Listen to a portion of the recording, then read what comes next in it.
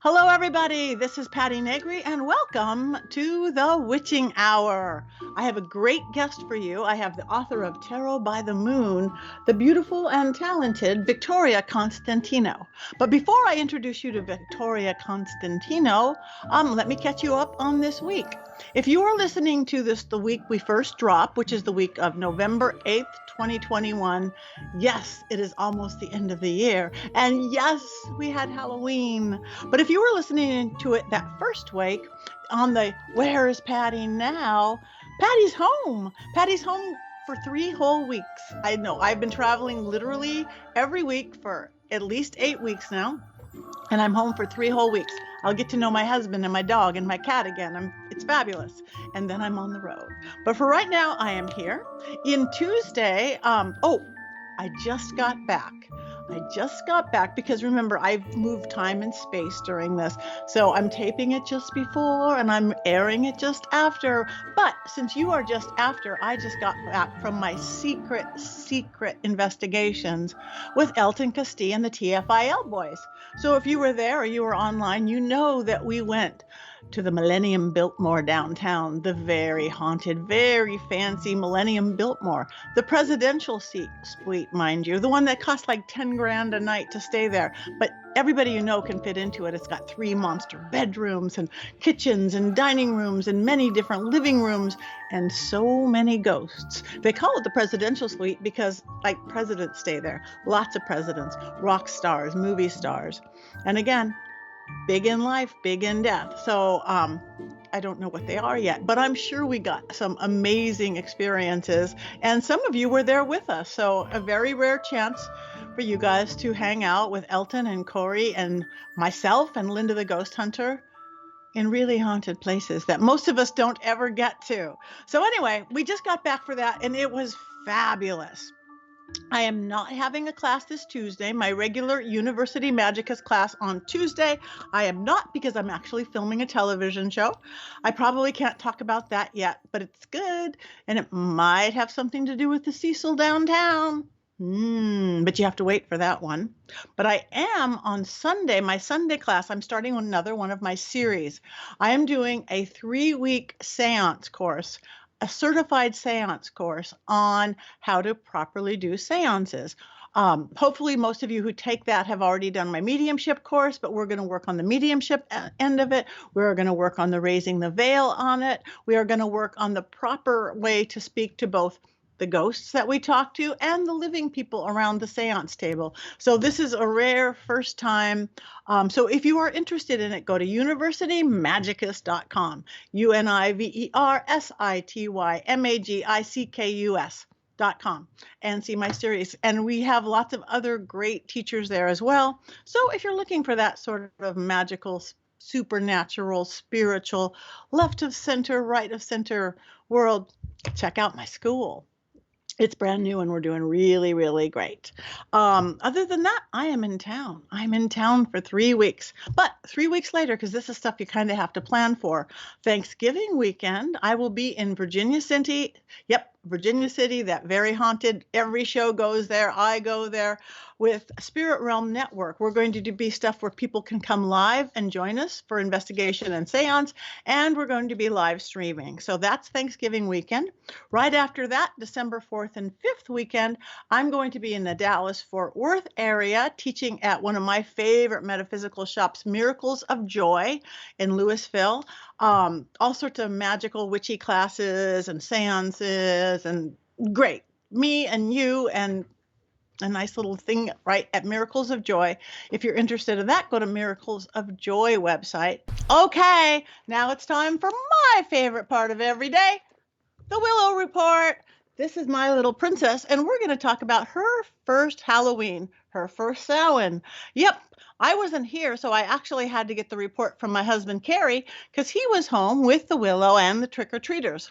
I live in a Hollywood Hills neighborhood that's really big on Halloween and trick-or-treating. People come from all over. We actually set up stuff for grown-ups, for kids, tents, music, libations for adults and for kids. And this year we even did a Dia de los Muertos, a Day of the Dead theme, where people had them bring their ancestors of their pictures and photos and celebrate Very witchy of my neighborhood, I must say. Very pagan. But anyway, this was Willow's first trick or treat. She likes the doorbell to ring. She likes little kids. She's not that well behaved yet, as you know. We still have flunked puppy school and are still working on proper training. So my husband had to spend the whole night holding the dog or telling the kids to get their own darn candy, because every time he opened the door and there's a bunch of kids out front, she would try to run out. She'd run out of the house and then she'd try to run out of the gate. And then if the gate was open and she doesn't know no and she doesn't know stay, and she's yawning. So the Willow Report is by next Halloween. She's going to know no, and she's going to stay, and she's going to have fabulous costumes that she's going to grow into. And she doesn't want to do this anymore. Okay, I'm putting you right over here. Look, I tricked you. I fooled the dog. Fooled the dog. It's not easy. That's it for today's Willow Report. Bye. And for this week's Animal Rescue, we are going to talk about Harvey's Hope Animal Rescue. It's based out of Hudson, New Hampshire, but it's licensed in New Hampshire, Massachusetts, Connecticut, and Rhode Island. It's all run by volunteers, and they've saved over 1,000 dogs with a network of foster families, veterinarians, and trainers. So check out Harvey's Hope Rescue and go get yourself a new pet. Donate if you can, volunteer time if you can, and take home a dog or cat, or 2, or 3, or 4. Go wild. But watch out for Halloween. Okay, today I thought I would talk about bed magic. And not quite as exciting as it sounds. Yeah, maybe it is exciting as it sounds. But so much of our time is spent in bed. It really is. They often say a third of our life is spent in bed, and I would like to know a person who actually gets 8 hours sleep, because it's been decades since I've got 8 hours sleep. I don't even want 8 hours sleep. But the sleep I do get, I want it to be good sleep and the proper sleep and magical sleep. So did you know that the way your bed faces affects your sleep and affects everything about it? So I thought I would tell you about that. Okay. And besides, in a lot of things, like in feng shui, sometimes things aren't fixable. In my pagan and magic and witchcraft, everything's fixable if your bed is the wrong direction, and I will give you that. So, but let me tell you about. So you got to get your compass out, get your cell phone with your compass. So if your head of your bed is facing north, a lot of people like that. That will increase your stability, your calmness, your prosperity, quick recuperation from illness. And some people think it's just the ideal direction, because who doesn't want calmness, stability, quick healing from things? So if that's what you're looking for, put the head of your bed to the north. The east has long been associated with religion and spirituality. It's also a point of intelligence and sharp thinking. So if you're working on your spirituality or even your intelligence, right brain, left brain, maybe you want to put your head east. Now, south-facing beds, a lot of people don't think that's the best. Facing south in your head, it often adds to weariness. It adds to disease, and sometimes it even aggravates insomnia, which, of course, in itself is what causes weariness and disease, so it's a little circle there. If you're frequently sick and your bed faces south, just move it if you can. But if you can't move it, all you have to do is put a little bit of mirror on the back of your bed. And guess what? You've just magically, automatically reversed the bed. So instead of facing south, you are now facing north. And north is a great way to face your bed. Everything in magic is reflection. Remember, it's not just this is how it is. There's always an answer and always a solution. So say if your bed is facing east and you want west, put the little mirror on the back of the bed. And if you want west, sleeping with your head to the west, that's love, that's spirituality, that's sensitivities of all kind and psychic awareness. For all of you who do have psychic abilities and want to work on that, west is a really, really good way to do it as well. I know they all kind of squish together, but most of you who are listening to this, if you're listening to the Witching Hour, you're probably working on your spirituality, or your psychic ability, or talking to more ghosts, because that's what we do. Good time for dream magic, whether you know my dream school technique or not, which we've talked about here and we will talk about again. Dream magic is really good with your head pointing west. Again, some people think it's perfect location. It's really good for artists and creative folks. Now, I'm sure you're sitting here looking at your bedroom right now going west, east, north, south, west, east, north, south. So again, you're going to go, but my bed is northeast or southwest. Yeah, that happens, and that's okay. Just take some of the attributes of each. Just like if you're working a compass, if you're working compass magic, when we work the north, the earth, and the south, the fire, and all of a sudden, if it's northeast, it's earthy air, or it's fiery air, or it's watery fire. It all works together. So no bed is. I mean, some beds are directly, but there's a good chance that your bed is not an exact direction. So just meld them together the best you can. And remember, a mirror on the back will flip it. Now, if you want some protection while you sleep, other than all the things I usually talk about, like the Helm of Awe sigil and things like that, another great way for protection is just to put a knife under your bed. And I don't really mean to go stab people if they come in and get you. I guess it would work for that too, but put it under the bed or between the mattress. Now, if you have little kids and stuff and toddlers, I would do way between the mattress. But there's something magical, and it's always been known as providing magic. And then I guess you do have a knife under your bed. Also, another way is putting a broom under your bed. I don't know why, but a magic broom, any broom is a besom. It travels you through the realms. So just laying a broom beneath the bed is really good. Or a holy stone. Do you know what a hagstone is? It's a rock, any kind of a rock that has a hole in it naturally, whether naturally or some animal made it along the way. Holy stones are really protective. So find a holy stone or a hagstone, lay a broom, lay a knife, do a Helm of Awe sigil, but know that you are protected. And then figure out where to put your head. Or just keep moving it around. You will be amazed, I promise. If you actually have the opportunity to have that, you can move your bed around, which a lot of homes don't, a lot of rooms don't. There's one place for the bed. Whoever designed that room, there's one place for the bed because there's a closet and there's the door and everything else. But if you can move it around and you will see your dream life changes, your sleep life changes, and then figure out which one you like the best.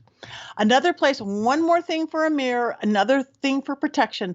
And I'm not talking on the back of this thing, putting a little mirror on the front of your bed, either by the footboard if you have one, or the front of the headboard. That also is a really good way to take away any bad energy coming your way in the night. Whether any spirits show up, it just reflects it right back. Just like my mirror spell that we've talked about, it bounces things off. So mirror on the front of the bed, mirror on the back of the bed. And if you're wild and crazy, put a mirror on the ceiling. That's it for today's magic. Okay, so without further ado, this beautiful book, it is a beautiful book, Tarot by the Moon. Let me introduce you to this week's guest, the author, Victoria Constantino. Welcome, Victoria. Welcome, Victoria. Thank you so much for coming on. Oh, yes, thank you so much for having me. I really appreciate it. Great. So again, all these beautiful stuff and editing and publishing and business things. How did you get into this witchy, magical, tarot-y moon world? That's my true side. I would say, the rest is just like, work and career and all of that. But, I think that I came into that, a knowing and understanding of my truth when I was about 11 or so. And I had what I would call an awakening. So it was just a very powerful experience that helped me to understand who I was. And I've spent all of the time since really searching for more meaning, more understanding, and to understand myself better. That's beautiful. That's beautiful. So I'm very much a moon girl. I'm moon magic. I'm ruled by the moon in everything that I do. And I'm a tarot reader. I'm a tarot practitioner.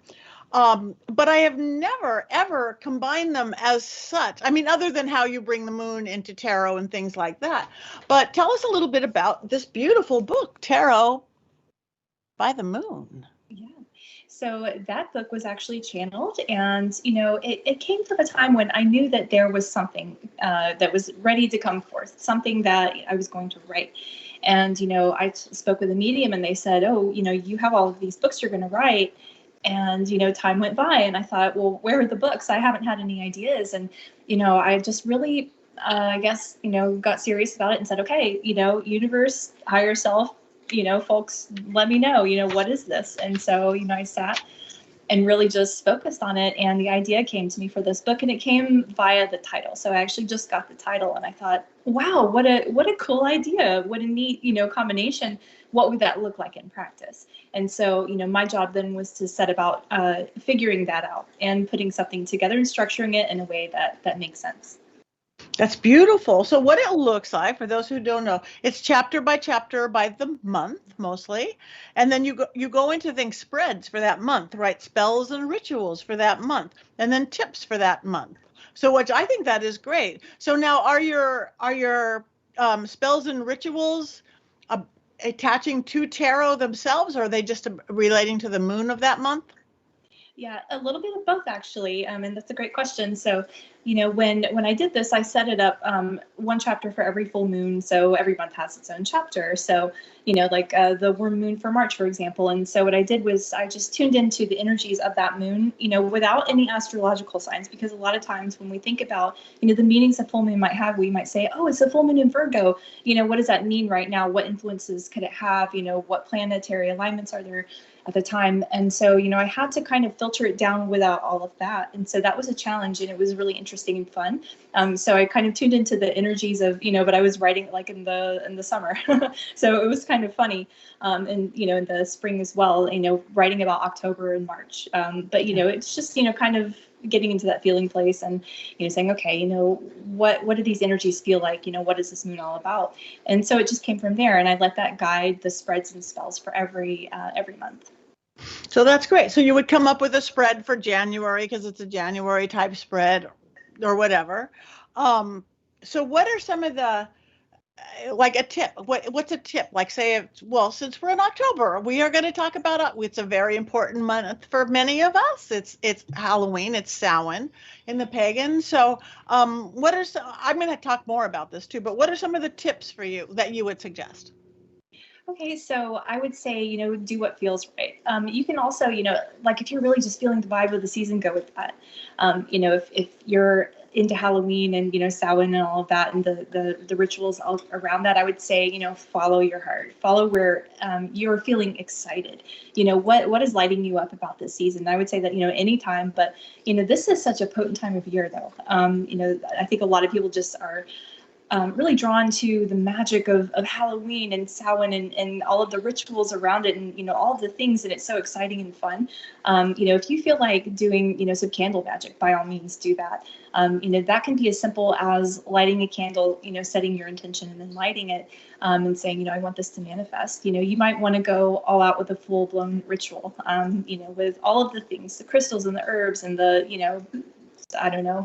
written incantations and all that sort of thing. But I would say just, flow with what you're feeling. I would say, for people who are just starting with this, I think good advice might be to not feel like you're supposed to do any certain thing because, hey, these guys over here are doing that, or, I feel like pressure to do this sort of thing. Just, kind of go with what feels good and see what all's out there. So I would say too, with a caveat, read a lot and see what people are doing online. Like there are so many fun and exciting, spells and rituals for this time of year, and even tarot spreads that you can use. So I would say, do a little internet research and just kind of see what's out there. Beautiful. So, with you, before you connected the tarot and I really also like what you said, that you kept kind of the planetary out of it. You made it the lunar, because I do that too. And I thought I was the only person. It's like, forget Venus, yes, I use all that as needed, but the purity of the moon in what the moon is to me what always is the most powerful. I think that's why I just was so excited by what this is. So for people who don't know, we have a lot of new people. We have a lot of old experienced people too. So explain a little bit about moons and how moons mean to you, moon cycles, or how you use them themselves versus the month to month. Yeah, definitely. So for a moon cycle, if you're doing ritual work with the moon cycles, I would say, think of it like this. I always tell people, think of the dark moon or the new moon like the fertile soil in which you would plant a seed. You're setting your intentions on the new moon, and then it grows and grows as the moon waxes and it becomes full. It's like a pregnant, it's like a pregnancy. It's ready, it's ready to be delivered. So your intention is growing during the moon cycle, and then it's ready on the full moon. And the full moon is where we tend to, reap what we've sown. So, if you're doing it that way, you can also, I guess you can look at it another way too, looking at the moon itself and the energy of that moon. And the season as well. So, if you're in June, you're in the middle of summer, and you have the strawberry moon that comes in the summer, and you can think, okay, this is a time to harvest the sweetness, of life, or just enjoy life. Let's let loose a little, let's live a little, let's see what we can do to bring that into ritual and magic and spell work that we're doing. Maybe I want to manifest something that's fun, or try to work on going on a vacation or something like that. So I think there are so many ways you can work with the moon and with the phases of the moon. You can get really creative, and it's such a fun and exciting thing. And the beauty of it is that there's no wrong way to do any of this. It's just completely, if you have an idea, man, run with it. If it feels good, if it sounds exciting, do it. Good. I like that. Okay, so let's talk about, we are in October. We are, what's some of your tips for this month, for an October moon? What is our moon this month? What are we? Yeah. So this month, I think, you can focus on ancestral stuff. So any, connection to ancestors, because, we're in the time of year where the veil is thin. And, on a dark moon, that's a time to really that's where there's no light. It's not new yet. It's just, waned. It's come completely off of the light phase, and it's totally dark. And so that's a good time to do things like that. We just had a dark moon that passed, but Halloween or Samhain actually falls in the end of the month, so you can actually capture that next dark moon phase and still kind of have the energy that we have at this time of year. I feel others might feel differently, but I think that you can do that. But connection, psychic development, and connection with ancestors, with the dead, anything like that, you can do that on the dark moon. And so this month, it's just perfect. I think it's so perfect for doing manifestation, around things that you want to see. Any month, any full moon really is, but this month especially, to me, it feels so potent. Maybe that's because I was born in November. I don't know why, but this time of year is just so powerful to me, and I think a lot of people feel that way. So I would just say, have fun. That's always my advice too. Yeah, no, it is a powerful month to me. I mean, the veil is thinnest between the worlds. It is the time it goes into the New Year, the pagan New Year, and thing. I was born in October, so October. Yeah, all right. So would you? I would love, and I have honestly, all the years I've been doing this show, I have never had anybody pull cards or anything on this show. Would you like to do a spread for my readers for this Halloween or this Samhain or this October? Oh, I'd absolutely love to. I just happen to have a deck. Yay! Right You're magic. Yeah. I just manifested it. Manifestation works. Yeah, it does. That it does. So I'm gonna pull a card for October, and you said spread, so I'm gonna draw a few here. Whatever yeah. Whatever feels best to you. All right. We have the Queen of Wands. The Queen of Wands to me is a woman in her power. The wands are all about the will and manifestation. So the Queen of Wands tells us, if this is a card for October, it says, you're supported in your manifestations, and you've got this. Whatever it is that you're working on, it's going to be powerful. It's going to be potent. You have these energies supporting you. They're really super powerful. So that's one. And I'm going to just draw a general card for the collective. For the readers the viewers who are seeing this. One has fallen on the floor, and I'm not going to grab it. I think it's the Page of Swords. So learning, that's like mental growth and development, learning, growth. And if we're talking about, this subject that we're on now, so if we're thinking about, spiritual development or, your practice and growing your practice. And it's all about, the Page of Swords is all about learning more. So what books can you get that will help you along your spiritual practice? So it's all about learning and growth. So I feel like, this month especially is such a great opportunity for all of us to kind of see, okay, what is it I've always wanted to learn more about, and sort of go in that direction. That's beautiful. Okay, so you're in your power and learn something. That's right. Yeah. So how did you? So you said you this was channeled. You were guided So what are some of the different spreads they're beautiful. I'm looking at, I mean, people probably can't see, but, or maybe well, some people can see and some people are just audio. So, but you've come up with some beautiful, they almost look like sigils or symbols, some of your spreads. Oh, thank you. Yeah. So that was a lot of fun to do. I just always see like a lot of spreads that kind of look so similar and they're just cards side by side. And I thought, how can we make this fun and new and fresh and creative? And so, that was born from that. Beautiful. Well, for my people, again, in day to day, we've been living in a crazy world. We know that the last couple of years. I mean, beyond that, it's a lot of people things are off balance. There's a lot of fear based and things like that. How do you suggest for people to get that balance back, or whether it's working with the moon or working with tarot and the moon? Because this whole show is really about empowering people and just giving people ideas and things that they can just like, oh, wow, I can do that. And I could be a little happier or a little bit more in charge or a little bit more something. Yeah, definitely. Yes. So I think, we always need to set boundaries. That's first and foremost such an important thing. And as a matter of fact, I didn't mention it, but one of the cards that fell out was the Seven of Swords. And so that's all about, like sneakiness or theft and deception. And it's, that could be to me, I'm thinking that we're being asked to really set boundaries and guard ourselves. And that's not only in our physical day-to-day lives, like someone who, might overstep on your boundaries and try to, whatever it is, manipulate or control or deceive. Watch for that and protect yourself energetically, because it starts with the energy, the protection that you set. So you're setting an energetic boundary around yourself. You can do this through so many ways.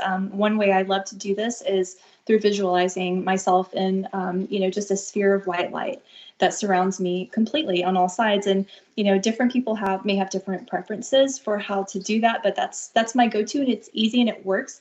And so over time, if you do this, every day, it really builds it, and you also improve your power of visualization. And so you're really seeing it in your mind's eye, this protection around you. So I would say start there.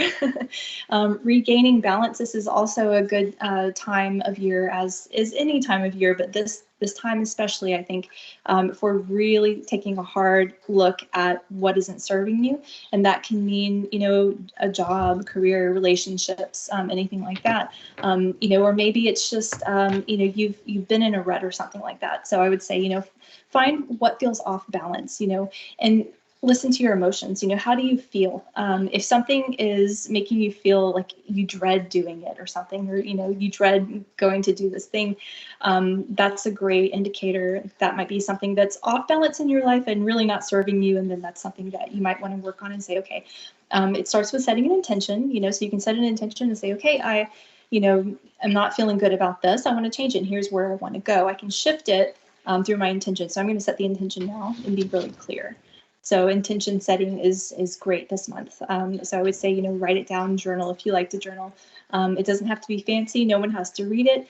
You can write it down on a piece of paper, burn it, and send it out into the universe and say, blessed be, it is so, it is done. And then just, expect it, That is good. So are you pretty aware? Do you do anything other? I know you do rituals and you do tarot and things like that by moon cycles. Do you do like day-to-day life and things like, okay, it's waxing moon, we're adding things and it's waning. Do you do that? Because I know when I do that and choose to do that, it's so effective. It is effective. And yeah, I do, because you can really, there are cheats, and there's a cheat in my book, and I'm not going to say what it is because I want everyone who's watching this or listening to it by the tease. book. Tease. And there's a cheat in there that lets you do anything at any time. But generally, you want to work with the moon energy, or with whatever energy. Say you're focused on a planet and you're working with that planet's energy. Well, that it's like that with the moon too. So you want to work with it, not against it. It's like if you're working against it, say you're trying to manifest something and build and grow something in a waning moon phase. That's when the light is decreasing and you're trying to build something. So you're countering that. It's like swimming upstream. If you've ever been in a river with a powerful current that's just carrying you along, if you ever tried to swim against that, it's kind of like that. And so, again, there's a cheat, but it's always better and, like you said, more effective when we work with those phases. And the waning moon phase, I think, is sometimes underrated because, that's a great time for letting go of stuff, for clearing, just releasing. And, I don't want this, this is gone, whether it's health related or whatever it is. You can release it during that time. And when it's, waxing and growing, when it's new, beginning when it's new, then you start working on things you want to build and grow. Yeah, no, I do a lot for the waning moon. To go on diets, time for people to quit smoking, not worry so much. There's a million things that I'm going to wait till the waning and lose that 5 pounds. You also have a chapter on the blue moon. I do. Tell people about that a little bit. Yeah. Yeah, I love blue moons because they're rare. They come around maybe every 1.5, 2-ish years or so, and they just, I think that's an opportunity for us to really do something and work on some powerful manifestations. We can do that again. We can do that at any time, but the blue moon has some really special, potent energy that we can work with and use to our benefit. So, if there's something really, that you consider like hard to get or challenging or big, like, I don't know what it would be, depends on like a house. If you want to buy that, you want to go to school or something like that, you can do that during the blue moon. And I feel like that's so supported.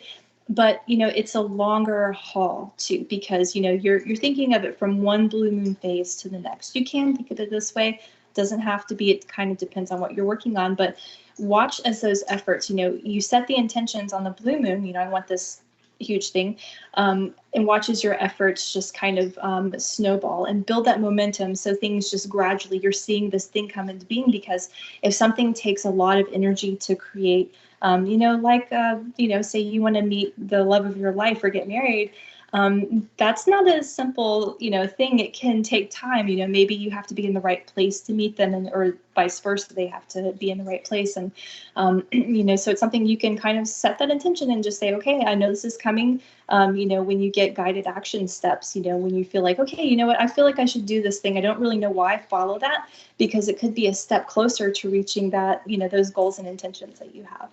It's beautiful. And I'm sure most people know that, but what a blue moon is the second blue moon in 1 month. Just for anybody who's going, but what is a blue moon? Because I didn't know that my whole life. I must say, you hear about a blue moon. I know the music to a blue moon. I can sing the song Blue Moon. But I was a definite adult by the time I actually knew what it was. It's the second full moon. Do we have any blue moons this month? I'm not even remembering. Not this month. I mean this year in 2021. You know what? That's a great question. I should have looked, and I haven't. So I'm not sure. Okay. When's our next blue moon? we'll have our people go look it up themselves. Find your blue moon. So I love that you see this book is channeled, and you started out with a title and working backwards to it. What are some of the I see you have a good luck talisman here. You have hidden treasures. I mean, they're just the chapters, and the things themselves are great. What's some examples, again, of like daily, either rituals or spell working that you could incorporate into your day-to-day life or regular life that can just really help people along the way? Yeah, definitely. There's so much you can do. I love candle magic personally. I love it so much because it's just so simple and it's effective. I've had some amazing things happen for me just from lighting a candle and setting the intention. And so, I love incense too. It's just so pretty, and, it's effective too, because if you think of different kinds of incense, like pine, for example, the evergreens, they can help us with manifestation of abundance. Cinnamon is great for that too. So you can get different types of incense, and they all serve a somewhat different purpose because it's made with, plant magic is so powerful, and herb magic. It's potent. And I think that's another thing that's sometimes underrated. People don't realize how powerful it is. They think, oh, it's just plants. They're everywhere. It's really powerful. And so, you have incense, and it's usually made, with those sorts of things, or essential oils.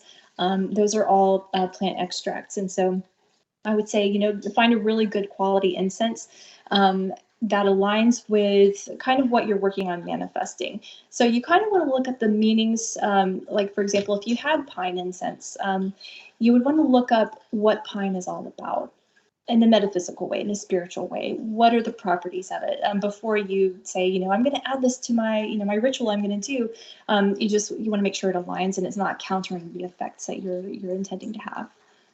Right. That's beautiful. Yeah. I mean, that's one of those like born in me. I would be in my little backyard picking rosemary and picking mint and stuffing it in my mom's wallet and doing things, knowing that these attributes that it would have, this will bring money and this will do that. So yeah, I'm a big, very much natural, elemental, very earth-based girl and things. Again, I guess that's why I'm so moon oriented. It's great. So what would protection, again, I know we talked a little bit about protection. So when would you do like protection spells, or would that be, how would you do a moon cycle? Do you ever do anything like that's a full moon cycle? Like, because I actually do. We're starting it here, we're building it, and we're going through a whole thing. Yeah. Yeah, I think that's a phenomenal idea. I'm a big proponent of daily protection, because I think it's so important, because we all face so much, right? It's, all these AI technologies and people and, media and all of this. And, when we go anywhere in a public place, we're surrounded by, it's a wild card. We don't know who's going to be there and what kind of energy they're projecting onto others, what we're going to walk through. You can pick up things from everywhere. And so, I think it's super important to just do a daily, like protection, visualization, or however you want to do it. From one moon cycle, to the next, I think you can do something that's maybe a little more potent and maybe more permanent too. So, it's just setting intentions. So whatever, we're powerful creators, so we can set any intention, and it'll come about as long as we believe it and we're not blocking it with our beliefs. It's just, I think, the vibration that you hold. So if you can, do this, this bigger protection, and know that, it's going to stay, it's going to be strong, and it's going to protect you. Just believing that is going to go a long way, because our beliefs are so powerful. So it's everything. Yeah. Our intention, our beliefs is everything. Yeah. And I love that you mentioned, in technology and things. And if you have a spell that can keep my Instagram from getting hacked. Oh and man. it's so funny, because I mean, this is my life too. Magic is a part of my life. This belief system is part of my life and everything I do. But I must say, you just hit me on the head with a hammer, going, how come I did not go magical with that? I'm just all grumpy, and you try to hire people who get your Instagram back. I did not do one spell working for that. I did not. I was like, oh, bet on me. Because again, for some reason, and it is a part of my waking life, my sleeping life, and everything I do. So thank you for hitting me on the head with a hammer, going, look at that. I guess I will find up something for my Instagram. I'll write you a spell. Please do. I'll do it. Thank you for. Sorry. Noises. It's ghosts. So anyway, well, you are delightful. I can't wait to see do you know what your next book is yet, or you can't talk about it? I can't talk about it, but it is in progress, and I'm so excited about it. I'm just, in the beginning phases, I guess the honeymoon period, where I'm just so in love with the idea. But when you write a book, I don't think you're ever not in love with the idea, because you have to shepherd it through all the way. Because I know when you started the conversation, you said books. You said very plural about books and what you're stepping into. Yeah. So we can't wait to see the next one. So tell everybody where they can reach you, where they can find you, where can they get your book, where can they find you online, social media, all those beautiful things that people can hack. No, forget that. Yeah. I'm silly today. I'm sorry. They can find my book anywhere, major book retailers and online retailers. They can get it from, all of the major ones, and from llewellyn.com, and that's my publisher. They can also find me on Instagram at victoria.constantino.author. And I have another Instagram account just for this book, which is Tarot by the Moon, all separated by underscores. So it's tarot _by the _moon. And then let's see, Facebook, Victoria Constantino author, and my website is victoriaconstantino.com. Okay. Well, thank you so much. I can't wait to check them out. And I can't wait to go deeper into the book. So, everybody, you guys know I'm a tarot person. You guys know I'm a moon person. This beautiful lady combined them all in a really, really great way. So, look at that. I just opened it, turning chaos into order. Who doesn't need to do that? Who doesn't need to do that? Celebrating the beauty of inner wisdom. I could just sit here and do bibliomancy right here on the book. So thank you so much, Victoria, for coming on. I can't wait to do it again. And thank you for visiting the Witching Hour.